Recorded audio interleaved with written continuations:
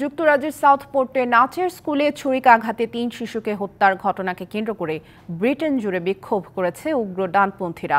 কয়েকটি শহরে পুলিশের সঙ্গে সংঘর্ষে জড়িয়েছে তারা। শনিবার এসব ঘটনায় আটক করা হয়েছে অন্তত ৯০ জনকে।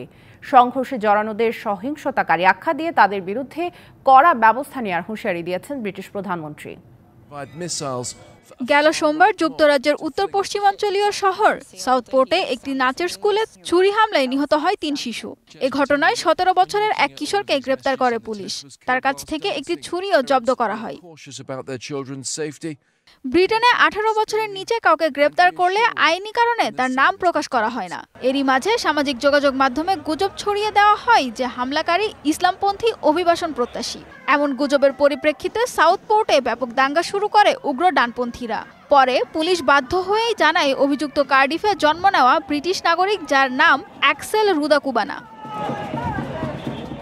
তবে এর জেরে শনিবারও Liverpool, Bristol, Manchester, Stoke on Trent, Blackpool এবং বেলফাস্ট শহরে বিক্ষোভ করে অভিবাসন বিরোধী উগ্র ডানপন্থীরা। এ সময় পুলিশের ওপর হামলার পাশাপাশি দোকানপাট লুট করা হয়। লিভারপুলে পুলিশের ওপর ইট ও কাচের বোতল নিক্ষেপ করে বিক্ষোভকারীরা। এক পুলিশ কর্মকর্তাকে চলন্ত মোটরবাইক থেকে রাস্তায় ফেলে দিতেও দেখা যায়। ব্রিটিশ প্রধানমন্ত্রী কিয়ার স্টারমার পুলিশের সঙ্গে সংঘর্ষে জড়ানো বিক্ষোভকারীদের সহিংসতাকারী বলে আখ্যা দিয়েছেন। সবাইকে আইনের আওতায় আনা হবে বলেও হুঁশিয়ারি দেন তিনি।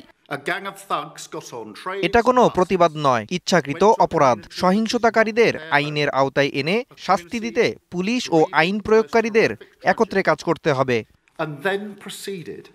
এদিকে লিভারপুল শহরে ডানপন্থী বিরোধী সমাবেশে যোগ দেন কয়েকশো মানুষ। এ সময় তারা ধৈর্য ও ঐক্যের আহ্বান জানানোর পাশাপাশি অভিবাসীরা স্বাগতম বলেও স্লোগান দেয়। সানজিদা ইসলাম তন্নি, ডিবিসি নিউজ ডেস্ক।